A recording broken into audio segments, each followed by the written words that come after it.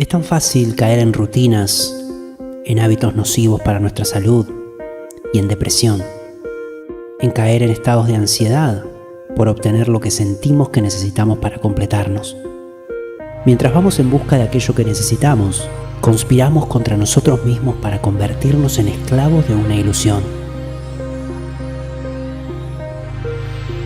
El deseo compulsivo de completarnos nos lleva a experimentar la fuerza adictiva de una mente ansiosa. ¿Por qué nos sentimos tan vacíos, tan necesitados de gratificación continua? ¿Qué es lo que tanto ansiamos? ¿Qué parte de nosotros es quien ansía? Las nuevas tecnologías en el mundo han aportado grandes beneficios, como también han aportado a generar una cultura de distracción y adicción.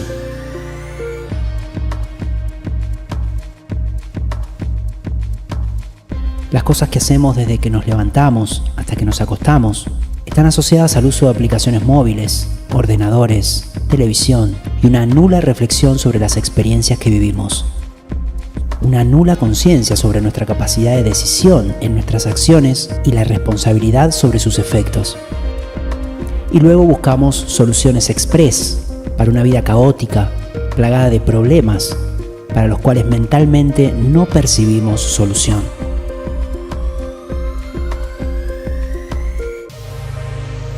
El ritmo de vida de la sociedad se ha incrementado. Vivimos mayores experiencias y mayores depresiones, mayores índices del déficit de atención y mayor ansiedad, mayores tentaciones, mayores estímulos. Falsos dones inventados por el sistema productivo, tal como el falso don de realizar multitareas y en el menor tiempo posible. Eso hoy está muy valorado en el mercado de trabajo. Se buscan personas que realicen multitareas a un menor costo. La medicación contra todo lo vinculado al estado de ánimo se ha incrementado. Solo en antidepresivos, un 400% a nivel mundial. En los últimos 30 años, gran cantidad de personas que no necesitan medicarse están medicados por la fuerte presión del marketing impulsado por la industria de la enfermedad. La verdadera raíz de las afecciones mentales es que nos hemos alejado de un estilo de vida asociado a lo natural.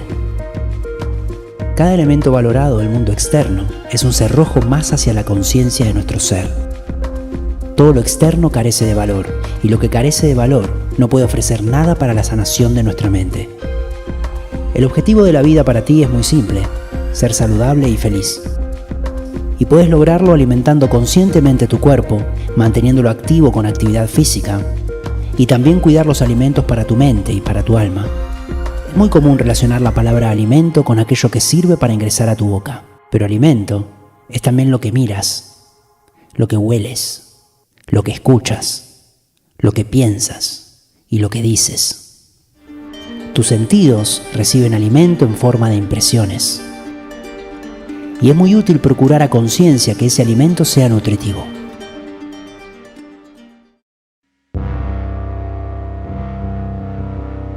¿A qué le atribuyes valor y proviene del mundo? Piensa unos segundos en eso y ve soltándolo gradualmente. Poco a poco este ejercicio abrirá la puerta para que puedas disfrutar de lo que sí tiene valor, porque lo verdadero siempre emerge de soltar lo falso. Aquello que atribuyes valor y proviene del mundo no es verdadero, porque lo verdadero solo puede estar en ti, en aquello que realmente eres. Si las condiciones externas son fuente de tus estados internos, permíteme decirte que estás viviendo un engaño. ¿Qué pasará cuando te falte ese estímulo externo? Si dependes de una fiesta para que se despierte tu entusiasmo, en el fondo consideras real que el entusiasmo puede venir de un ofrecimiento mundano. Y a medida que más creas en ello, te alejarás de sentir ese entusiasmo eterno y duradero que no responde a nada. Si alguna vez has sentido alegría y goce sin motivo alguno, a ese estado me estoy refiriendo, porque ese es un estado que proviene desde lo más profundo de tu interior. Esa es la alegría del ser. Aquella que surge de un estado mental natural y saludable.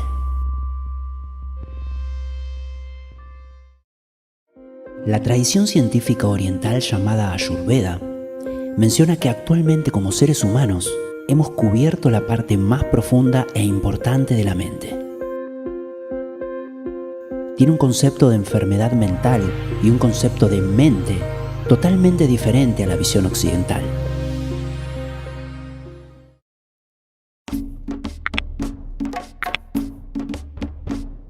Nace hace 5000 años durante el período védico en la India, en la tierra de los 7 ríos, al pie del Himalaya. Sus primeros registros escritos aparecieron hace 3000 años. Promueve una sanación holística de la mente, incluyendo aspectos físicos y espirituales. Surgió cuando las sociedades humanas comenzaron a organizarse en pueblos para protegerse de tribus enemigas. Se cultivaban y almacenaban alimentos para tener un suministro constante y organizado. A medida que surgían dolencias y aflicciones, los eruditos y santos llamados rishis, que se dedicaban a comprender el mundo, se dieron cuenta que las dolencias del cuerpo eran un impedimento para trascender el mundo físico, lo que ellos denominan moksha. No hacían más que buscar maneras para que el ser humano pudiera ser más sano y feliz.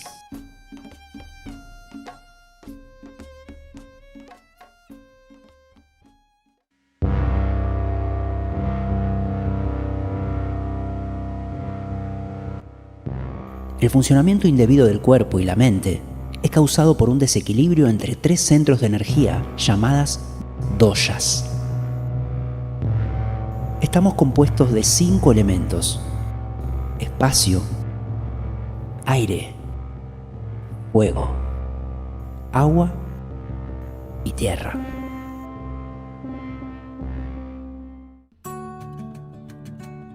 Estos 5 elementos no solo componen todo el universo, sino que están presentes en cada ser humano. Al comprender cómo se combinan de manera individual en cada ser humano, se puede tener una idea clara de los procesos energéticos que se originan en cualquier tipo de enfermedad. Estos 5 elementos forman las 3 fuerzas biológicas mencionadas, llamadas doshas, que regulan la estructura del cuerpo y la mente. Los 3 doshas son vata, espacio y aire; pita, fuego y agua; kapha, agua y tierra. El dosha vata es el responsable del movimiento, de todo aquello que se mueva en el cuerpo: el parpadeo de los ojos, el latir del corazón, el flujo de la sangre, entre otros procesos. Pita es la energía responsable del metabolismo. Cualquier cosa que comamos será digerida y metabolizada. Digiere los alimentos y a su vez las impresiones. Y es lo que transforma lo que ingresa por nuestros sentidos en algo nutritivo para nosotros. La percepción y la comprensión es una capacidad del dosha pita. Kapha es lo que nos da coherencia. Armoniza el cuerpo físico y lo mantiene en equilibrio.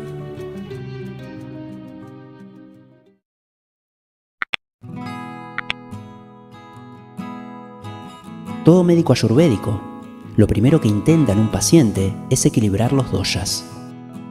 Para esto pregunta acerca de la duración de los síntomas, su intensidad, su evolución, así como también sobre el estado físico y de ánimo. Y también se concentra con especial atención en 3 energías sutiles que están en conexión con la mente, llamadas gunas. Los gunas son 3. Sattva es el estado ideal en el que la mente está tranquila y feliz, y goza de discernimiento, está atenta, sus funciones están despiertas. La mente en este estado goza de claridad y lucidez. Tamas. La mente está en un estado de aburrimiento, confusión y somnolencia. En este estado tiende a cerrarse, está atontada. Y cuando uno está confundido, actúa con confusión. Rajas. En este estado, la mente se altera fácilmente, se irrita fácilmente. La mente está nerviosa, intranquila, en estado de alerta. Se le dificulta al paciente conciliar el sueño. Lo denominan el estado de mente rajásica. Es el estado análogo a lo que en Occidente se conoce como mente estresada. Expertos ayurvédicos afirman que este es el estado normal de la mente en la sociedad moderna. La depresión, el trastorno bipolar, el déficit de atención y el estado de ansiedad, entre otras afecciones, se conoce en Oriente, según la ciencia de la Ayurveda, como una mente con excesos de rajas y tamas.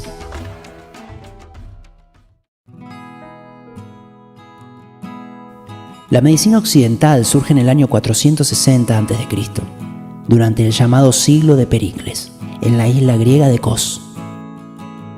Allí nació Hipócrates. Muchos autores se refieren a él como el padre de la medicina. Todas las especialidades de la medicina occidental surgieron en la antigua Grecia, incluida la psicología y la psiquiatría. En aquella época, la gente veía las enfermedades mentales como castigos divinos, posesiones demoníacas. No había tratamientos, simplemente se alejaba de la sociedad a quienes padecían alguna afección mental y les daban venenos. Aquellos quienes eran violentos eran encarcelados y asesinados. Hipócrates sostenía que estas afecciones tenían una causa natural, no eran supersticiones. Mencionaba que el entorno, el clima, los alimentos, los pensamientos favorecían 4 estados de ánimo que en una persona estable mentalmente fluían en equilibrio.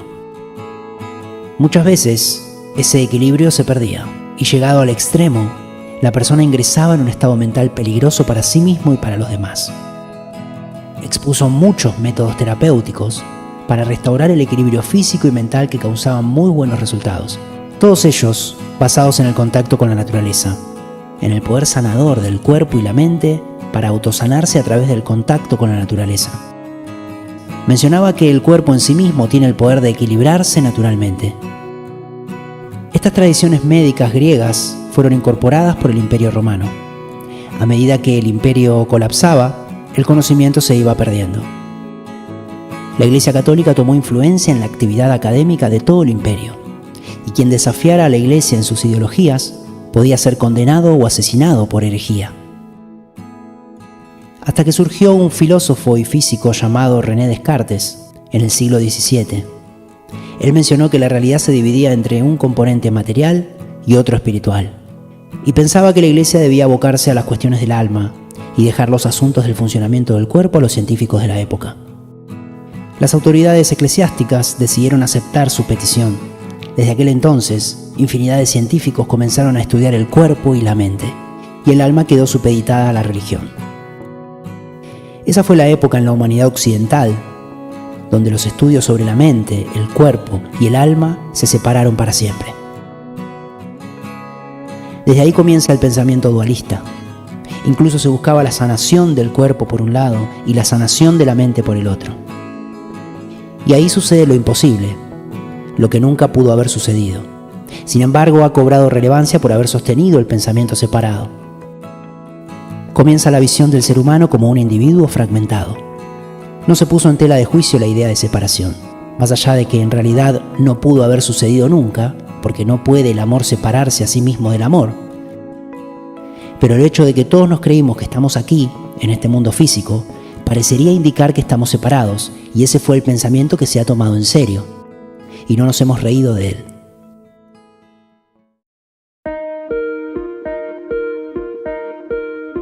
Desde la época de Descartes hasta el siglo XIX, las afecciones mentales eran vistas por la medicina occidental como un fenómeno físico y biológico. Ya no se incluiría al alma ni como estudio ni como parte integrante del diagnóstico. Las personas con afecciones mentales eran consideradas animales salvajes. De hecho, mucha gente asistía a verlos a los jardines de los manicomios como entretenimiento, como quien asiste al zoológico. A principios del siglo XX, el psiquiatra alemán Kraepelin, el fundador de la psiquiatría científica moderna, mencionó que al identificar síntomas específicos se pueden prevenir, tratar y curar afecciones mentales. Ha clasificado la demencia en varios tipos, creó el concepto de paranoia y psicosis maníaco-depresiva. Estaba muy en contra del tratamiento inhumano con las personas que sufrían afecciones mentales. Había un énfasis excesivo en la importancia del cuerpo físico y factores biológicos para comprender los desequilibrios mentales. A mediados del siglo XX, los psicólogos Freud, Adler y Jung aportaron con que las enfermedades del cuerpo físico se originan en los conflictos y miedos que nacen en la mente. Se comienza a clasificar al ser humano en perfiles de personalidad. Han dejado una importante huella. Tal es así que se incluye como tratamiento de enfermedades complejas la psicoterapia y el psicoanálisis como prevención y tratamiento de afecciones mentales. Sus aportes fueron una esperanza para la humanidad de volver a aquella unidad entre cuerpo, mente y alma perdida en la antigua Grecia. Tanto Freud, Adler y Jung sostenían que no podía tratarse cuerpo y mente como si estuvieran separados. Sin embargo, seguían sin incluir seriamente al alma, aunque hubo un aporte fundamental y que nunca antes se había expuesto. Principalmente el aporte provino de Sigmund Freud, el estudio del ego.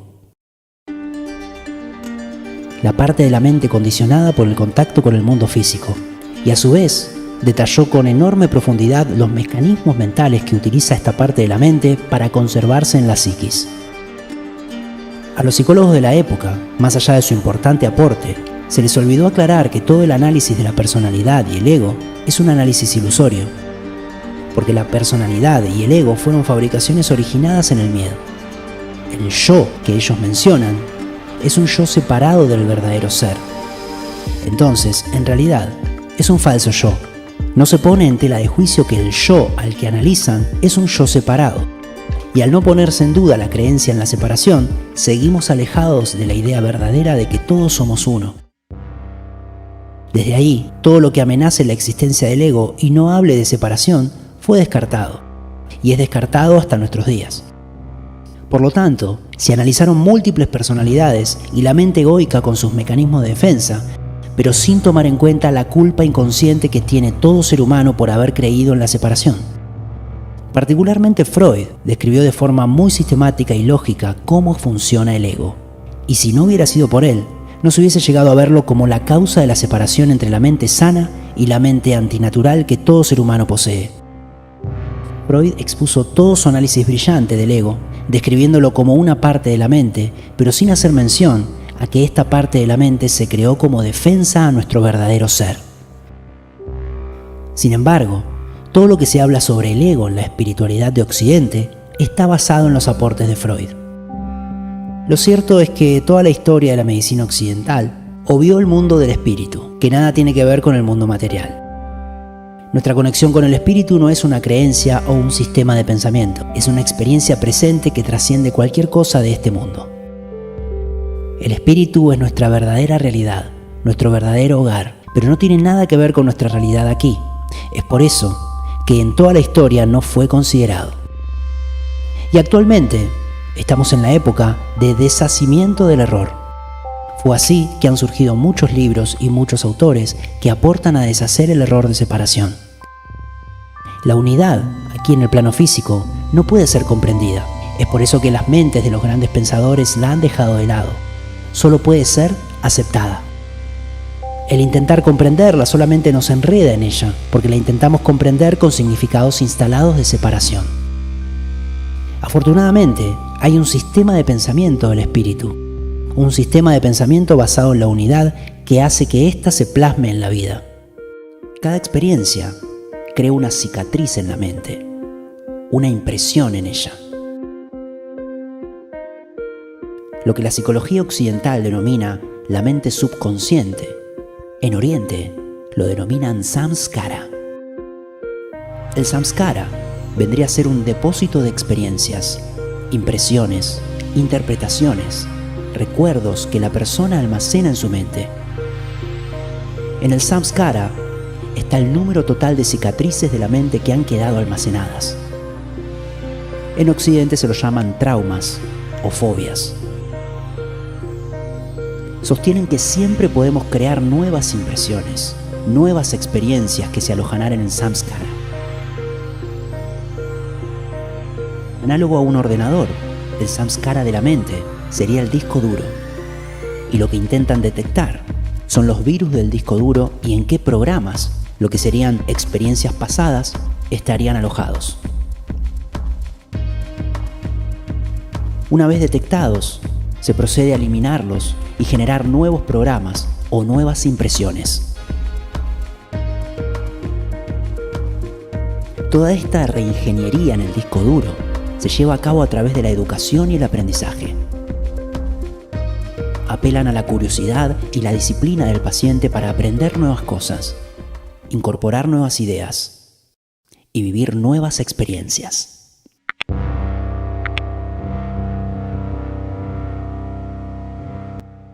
En definitiva, el sistema de sanación, en última instancia, estará relacionado íntimamente con la propia vida de la persona. Intentan que el paciente adopte un estilo de vida correcto para él, para su cuerpo, para su mente, sus sentidos y para su alma.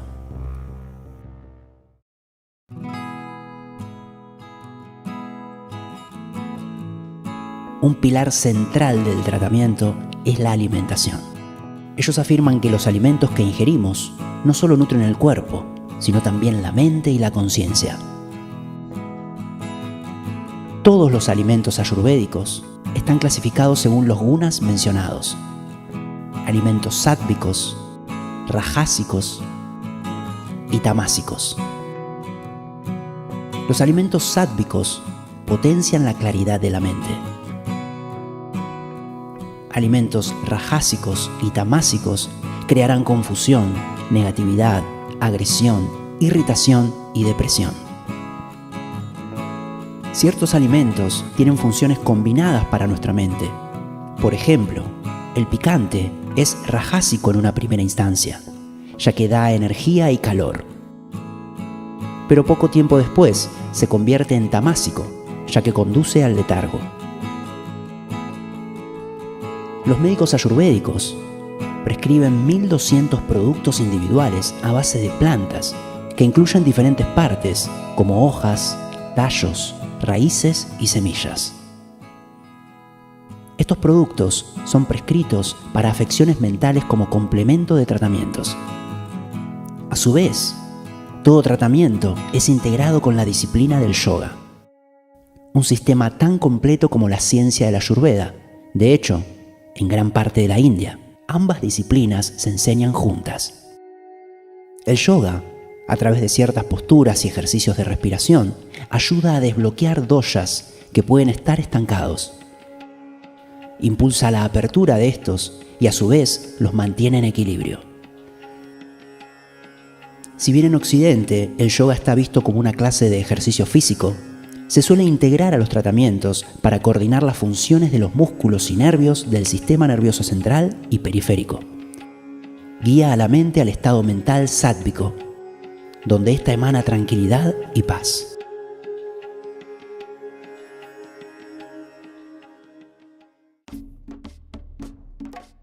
El masaje es también una práctica muy importante, a través del cual se busca el equilibrio de los gunas y doshas en base a aceites ayurvédicos.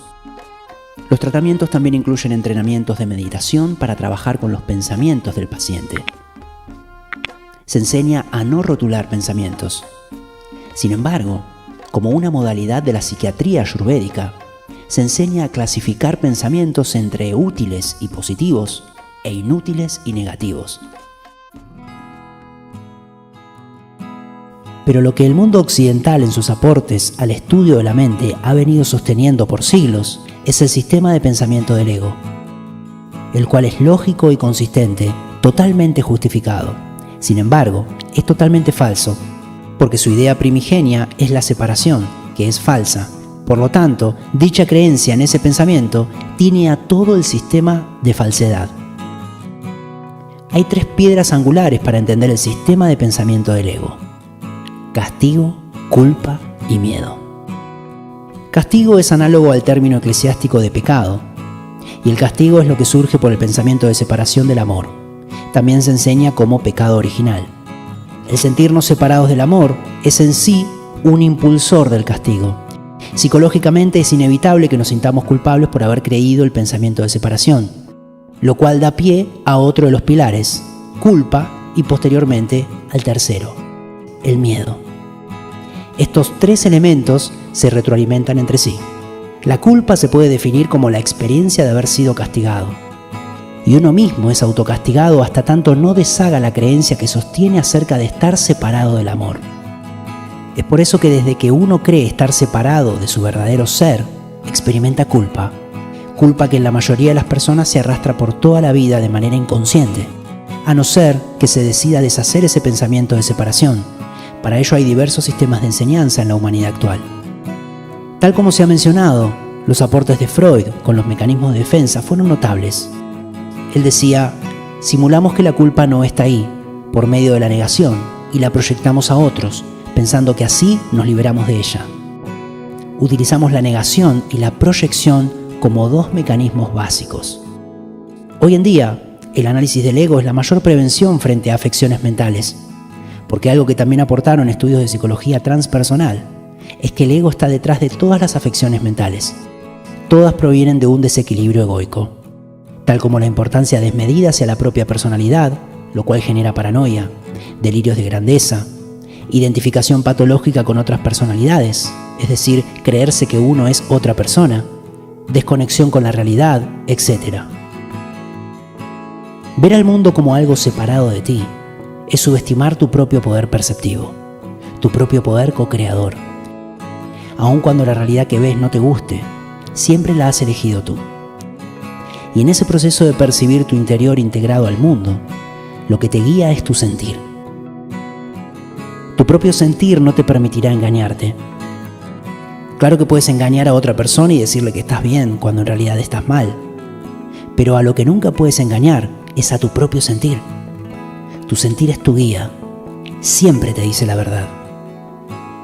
Puedes confiar en lo que sientes, siempre es muestra clara de cómo decides ver las situaciones.